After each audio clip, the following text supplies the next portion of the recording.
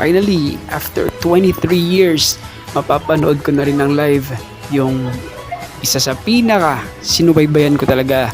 Avid fan talaga ako ng M2M since elementary days pa lang ako. And in fact, si Merritt Larsen yung nag-inspire sa akin to play guitar. At ito yung day 1 nila, napaaga ako ng sobra. Pumunta pa ako sa Novotel kasi akala ko andun sila. Actually, doon naman talaga yung nila, yung kwarto nila sa Novotel. Nagbaka sakali lang ako. At habang nag-aantay ito, kumain muna ako sa McDo. Tapos pagbalik ko, medyo marami ng pila. Ito yung VIP. Meron silang mga merchandise. Hindi lang pala ako yung excited na mapanood yung M2M. Sobrang